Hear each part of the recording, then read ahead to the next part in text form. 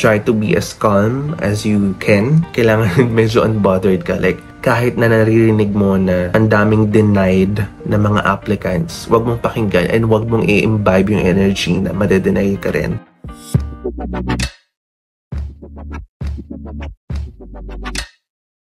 Hi everyone! Namiss ko dito sa YouTube kasi it's been 2 years ata since I posted a video. And naisip ko, why not mag-comeback ako sa YouTube channel ko? Aside from TikTok, doon na lang kasi yung repository ng mga life updates ko and, you know, happenings. Kasi mas madali akong maka-edit doon. But I'll try to come back here. Ano mo yun, mga baby steps. So right now, please allow me to introduce myself again. I am Benjo. Welcome back to my channel. So for this video, I recently posted sa TikTok ko ng US tourist visa journey ko.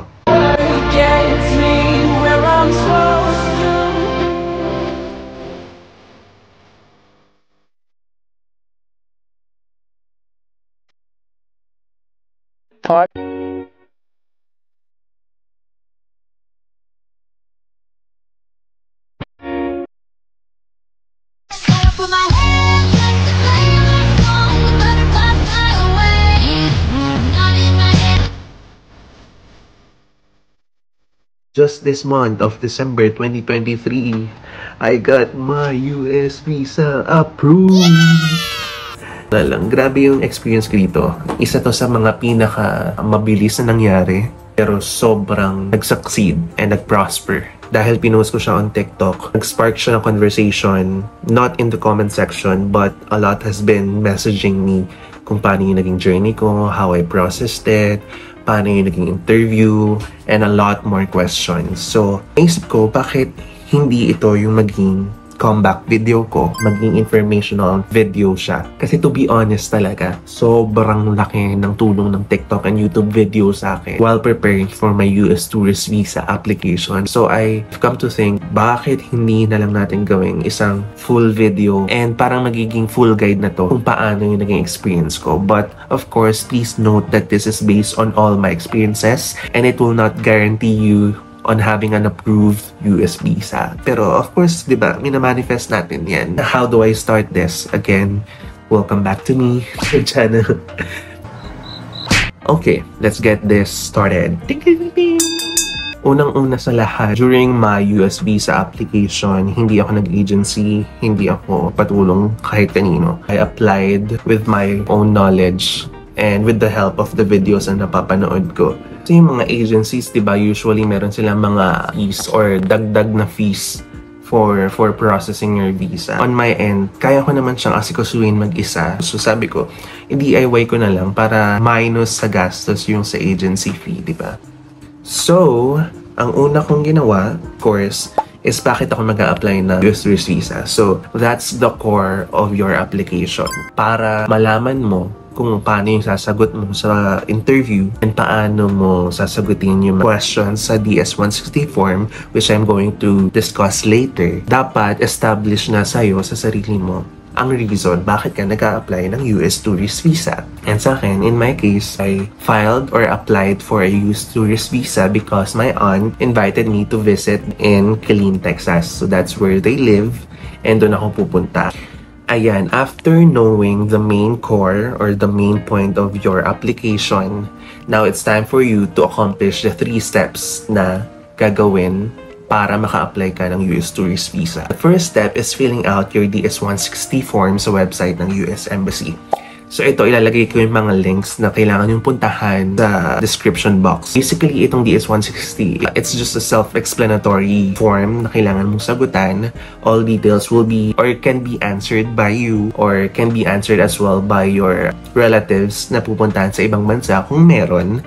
But if none, it will not be necessary na rin. But it's very important for you to put in details na accurate and legit only. Dapat tama and you double check everything before you submit your form. Pero sa DS-160 naman, one good thing is will be assigned to a unique code na kapag nag-leave ka ng website, pwede kang bumalik using that unique code of yours. But for me, ang maa-advise ko na lang din is gawin nyo siya ng isang upuan kasi ang buggy niya, and gawin nyo siya ng gabi kasi yun yung less buggy. Hindi siya naglalag, hindi siya nag-error. So, it's best for you to accomplish it in one sitting at night para hindi siya madalas nag-error. Why isang upuan na lang? Kasi ang dami niyang details. Tapos, pag iba-ibang oras o ibang araw mo pa siyang i-accomplish, maaaring hindi maging consistent yung mga details na ilalagay mo. And now, after submitting or before submitting your DS-160 form, you'll be prompted to a review page na i-review mo lahat ng mga details na nilagay mo sa form na yon. And before submitting, make sure na i-review mo all typos. Kung meron man, i-correct mo siya. If merong need baguhin, kasi meron din mga details doon na kailangan sure ka, and mga answers na pwedeng mali mong na-click.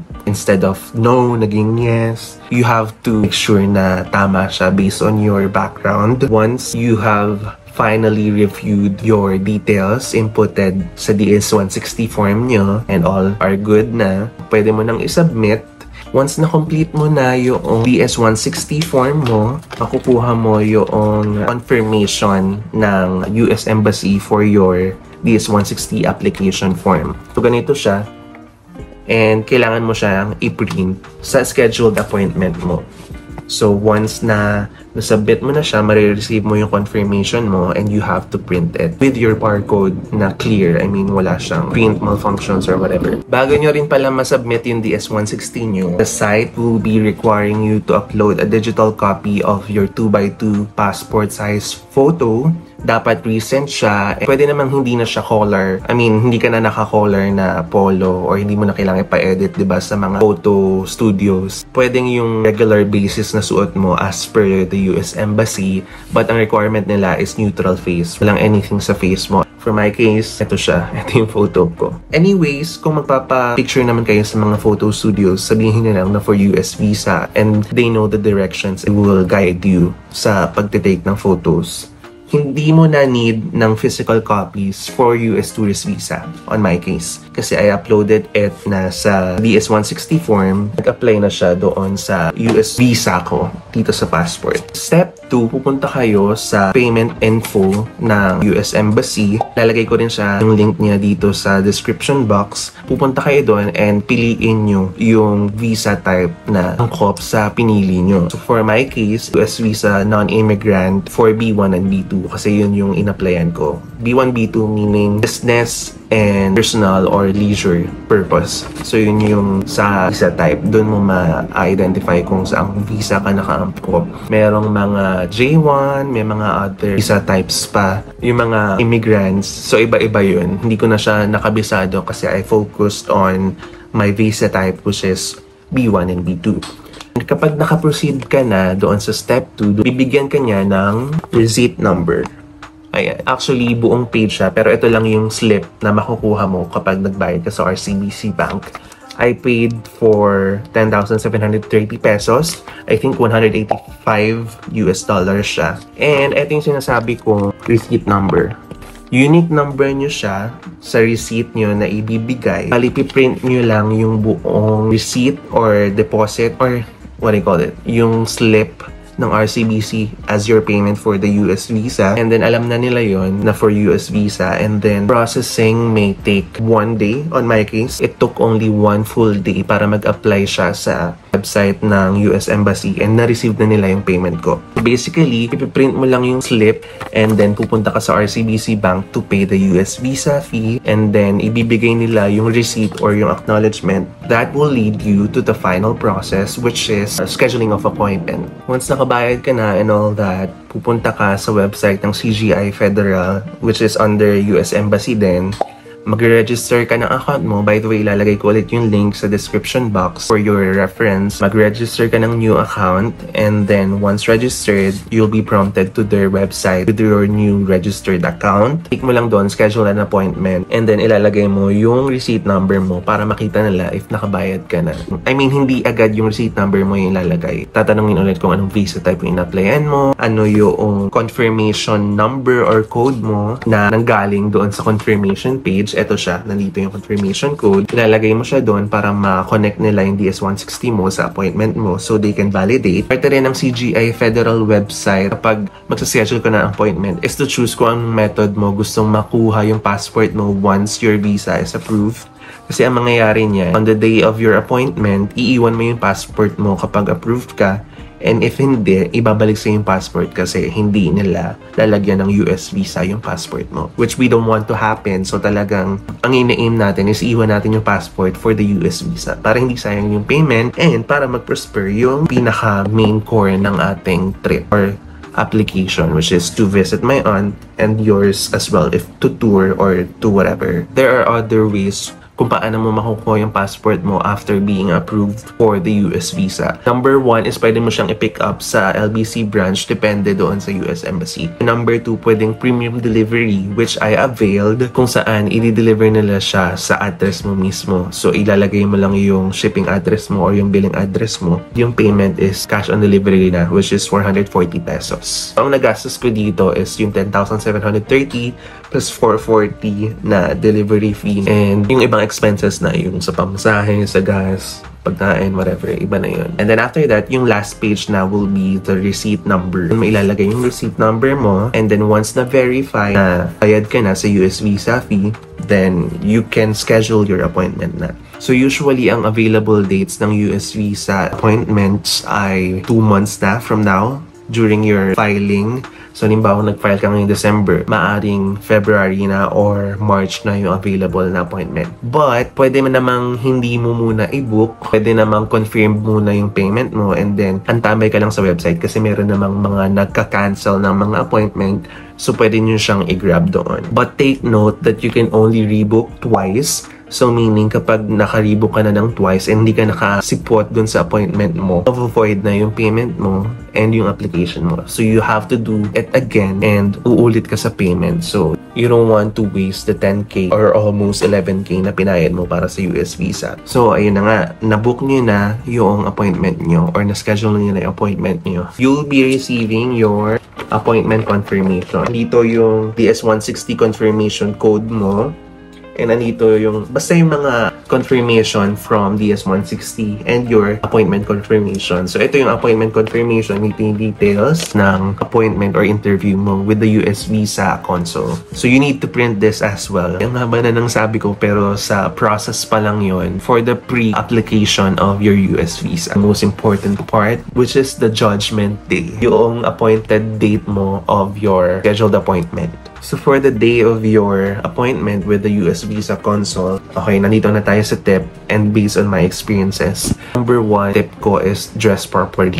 Meron akong mga nakikitang mga tao doon na naka-t-shirt lang or naka-polo shirt. Pero it's best for you to dress, kung hindi ganun ka-formal, at least semi-casual or semi-formal, mga ganun. You want to look presentable. Kasi after all, this is a formal appointment with the US visa console. Alam mo yun, parang plus points din na pinaghandaan mo sila. And number 2, arrive at least 30 minutes before your appointment. Take it from me, wag na 15 minutes kasi sobrang stress ako noon kasi imbis nakakabahan na lang ako sa interview, muntik na akong malate, but luckily I arrived 7 minutes before my appointment. Grabe yung stress ko. Hindi na kasi pwedeng ma-rebook kahit meron ka pang isang rebooking slot. Kasi kapag the day na of your appointment, hindi mo na siya ma-rebook kasi wala nang kukuha ng slot na yun, di ba? So, hindi mo na siya mababawi. So, ako parang 30 minutes before my appointment. Nasa kalye pa ako. Sobrang stress ako na nagdadasal ako na sana wag akong malate at sana ma-approve yung visa ko. So, ang dami mo pang iisipin, di ba? So, gahan mo na. Like, mga 1 hour before or 30 minutes before. Nandun ka na para wala ka nang iisipin, interview na lang. Number 3 tip is to have your supporting documents with you.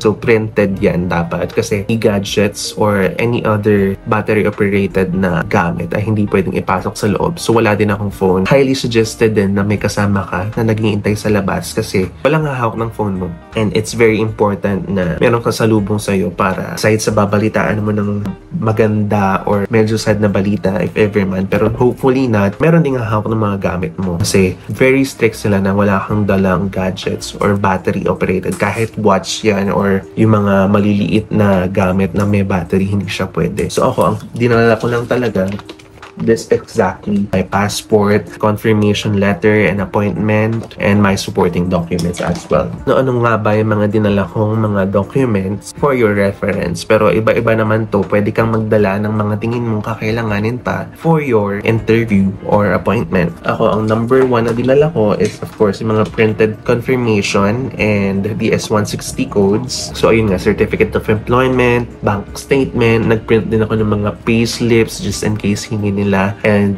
i-check nila kung saan nanggagaling yung source of income ko. Invitation letter from my aunt kasi diba bibisitahin ko siya, and wala akong hotel booking na magaganap kasi wala ako magsistay sa bahay ng tita ko. And then after yung ID and passport ng tita ko showing na she's a US citizen. Ano pa ba? Let me just check. Yun lang naman so far for US tourist visa, kasi not to guarantee you na hindi kayo hihinga ng US visa consul or officer, but during my interview wala silang hiningi except for my passport. Yes, tama yan. Narinig niyo yan. And usually nung mga nakikita ko na nauna sa akin, passport lang din yung hiningi nila.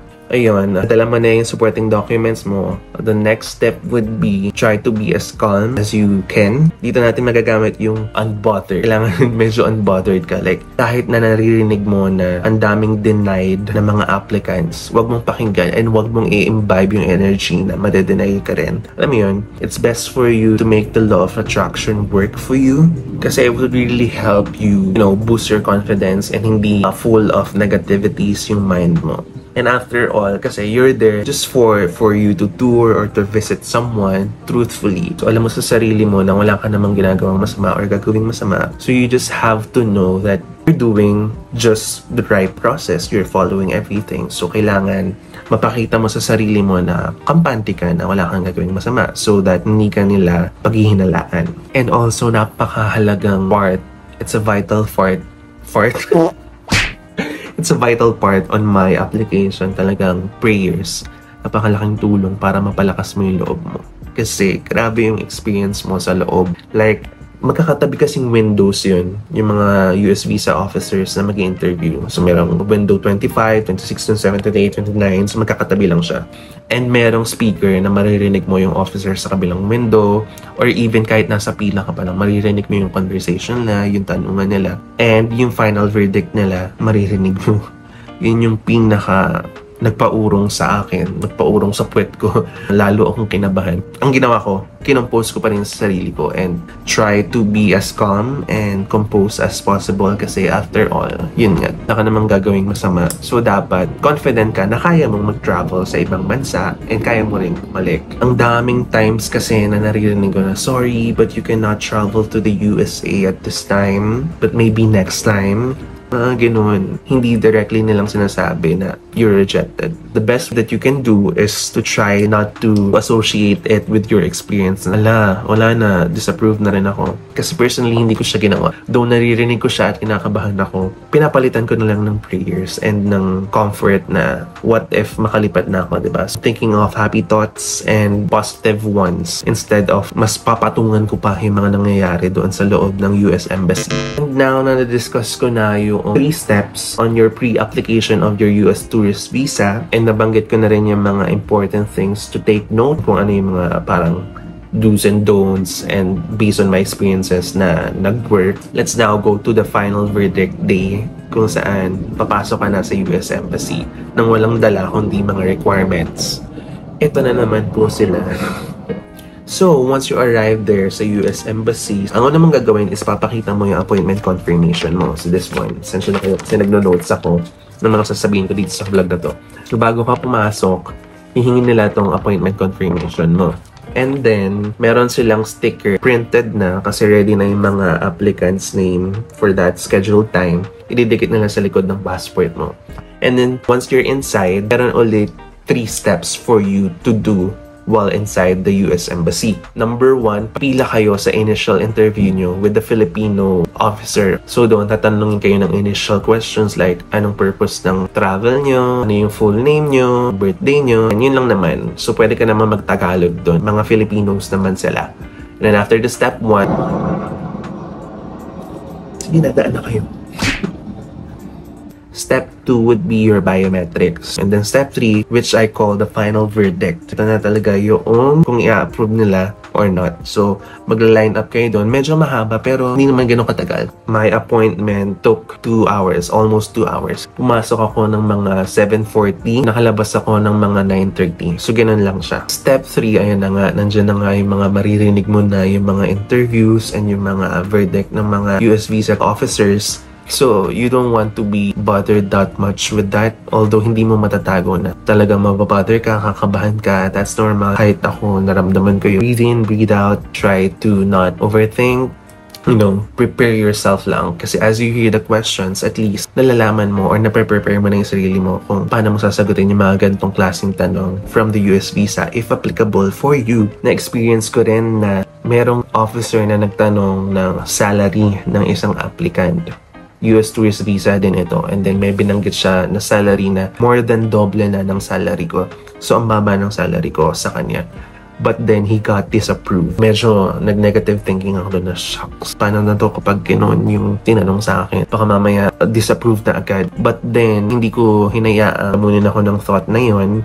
And nag-isip pa ako ng mga pwede kong isagot or idagdag if itatanong sa akin yun. Talagang be prepared lang with all kinds of questions. So, hindi ko to sinasabi para takutin kayo or what, but for you to come there prepared para mas magiging kampante kayo kapag nagpunta kayo doon. After all, hindi ka nga dapat kabahan, hindi dapat tayo kabahan kasi wala naman tayong gagawin. We are very true to ourselves na pupunta tayo doon just to tour, visit our family or relatives, and that's just it. Kasi nga, yun yung pinaka-core ng application and ng trip na to. So, you just have to remember that and justify by your own means and your reasonings kung paano mo siya gagampanan yung pagpunta mo, ng finances mo, if masasagot mo ba siya, if sponsored ba siya, yung mga gano'n. So, yun nga, nandito na ako. Gusto ko gumanon siya. So, smile ako.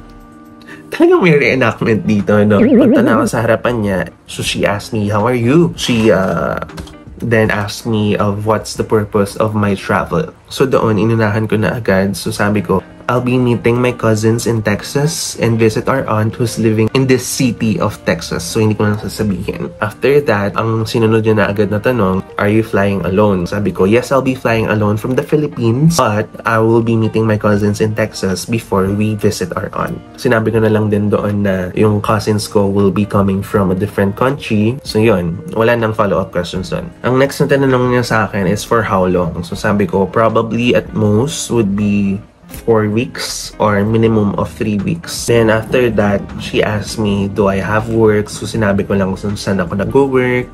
Hindi ako nag-yes lang na yes or yes, I have work. Sinabi ko na yes, I have work. I am working in this company. Alam mo yun, for me hindi masasatisfy yung mga officer kung sasagutin mo lang silang ng yes. So parang sa akin, medyo kinukumpleto ko na yung thought na yes, I am working in this company. After that, nag-follow up siya. How long have you been working with them? So sabi ko, I started working with them this year, 2021. So I'm turning 3 with them this 2024. So after nun, tinanong nila, have you traveled outside the Philippines the last 6 years? And then sabi ko, yes, I have traveled twice to Indonesia. The second one was this year when I attended the concert. Ang last question niya for me was, are you going to pay for your own trip? And then I answered, yes. And then after that, medyo naghihintay pa ako ng tanong. Hawak na yung passport kong gano'n. Nilagay niya dun sa parang box ng mga collected passports ng mga approved applicants. And then sabi niya, okay, you're all set. Medyo tumigil ako noon ng mga 2 to 3 seconds. Pero hindi ako yun, really? Gano'n? Kasi meron akong mga napansin that day na gano'n. Which is, wala namang masama. Pero sa akin, medyo nagka-pause ng 2 to 3 seconds. And then sabi ko, alright, thank you. Gumilid na si Akla palabas. Grabe, bumuhos. Hindi naman bumuhos ng luha. Pero parang bumuhos yung emosyon ko na shocks. Lahat ng takot ko, lahat ng anxieties ko na baka masayang yung US visa fee ko. Baka mamaya ma-disappoint ko yung tita ko kasi na-denied yung visa ko. Baka mamaya wala ng other opportunity for me to fly to the USA. Mga ganong takot ko nawala. It would really help if you arrive in the US Embassy prepared. So, napakalaking preparations nito. Although, processing time ko just 2 weeks, diba? But, hindi ko hinayaan na magpunta ako doon ng hindi prepared. So, napakalaking part ng US visa application journey ko, ang preparation. Hindi lang yung mga documents na i-request mo. Talagang prepare yourself. Hindi ako nag-agency kasi sabi ko kaya kong mag-mock interview on my own. So, nagpa-practice ako dito. Halimbawa, iniisip ko yung tanong and then sasagot ako. But don't come there as if parang scripted. Wag ganun. Kasi mas okay na makita ng officer na pinag-iisipan mo yung sagot, but then you're confident that you can really fly and you can go back here in the Philippines because you have a strong ties. Yun yung pinaka-importante kasi talaga yung strong ties mo in coming back to the Philippines. Meaning, ano yung babalikan mo dito sa Philippines na to? Be it on your family, andito yung immediate family mo, yung work mo dito, nanggagaling yung source of income mo, and a lot of things. Yun dapat yung ma-justify natin sa US visa officers na babalik din tayo. So that's the most important part. Aside from the core ng trip nyo and ng application nyo, which is the main purpose of your travel. So yeah, that's just it on my end. By the way, yung passport ko arrived here December 26 and my appointment was December 20, right? So it just took me 6 days for me to receive my US visa passport. And again, ito siya, yung US visa ko na page that got approved. And sana kayo rin. I genuinely hope for those who are applying for their visas, for those who are planning to apply their visas, or those who have their upcoming appointment with the US Embassy will be approved. Again, manifest lang natin, ipagdasal, at preparahan. Tama ba? May word bang ganun? Or, i-prepare nyo lang. Hindi ko alam yung tamang term. O yun, preparahan nyo or just come there prepared and know that you will be traveling just because of this core purpose of yourself, of your travel. Yun, ang pinakapanghawakan mo. Purpose of your application or travel, yung strong ties mo, and of course, panghawakan mo rin prayers. Napakalaking tulong yan, I swear. And with that, I would like to end the vlog. I think I have shared pretty much of my experiences during my pre and post visa application. So yeah, I'm ready to fly to the USA. Thank you so much, Lord. I think this is the best Christmas gift for this year na talagang hindi ako na-denied.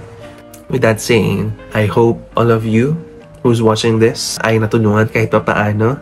And sana if you will be approved is ma-share nyo rin sa iba yung experience nyo and katulong so that, alam mo yun, umiikot lang yung mga information sa atin. Then, kasi napakalaking tulong talaga kahit sa akin. So, talagang thank you dun sa mga napanood ko. And if ever mang ma-denied mga applications nyo, siguro talagang there are really perfect timing. So, baka hindi lang talaga this time yun. Although, we don't imbibe that kind of energy. So, talagang, let's claim and manifest for it. So, that's it for today. Bye! Oh, diba? Patulog na ako bago ko maalala. Kalimutan ko mag-outro. Pagpasensya nyo na dahil ang tagal ko nang hindi nag-vlog. Pero yun, maraming salamat for watching. And if you have any suggestions for my next vlog, kung anong gusto nyong gawin ko, if meron kong game gusto ipa-discuss or whatever, comment down below. And of course, please don't forget to subscribe. I'm still aiming for that 1K subscribers. Bigyan nyo na sa akin to this new year. And Christmas gift na rin. Wala pa namang 3Ks, diba? Ayun, thank you.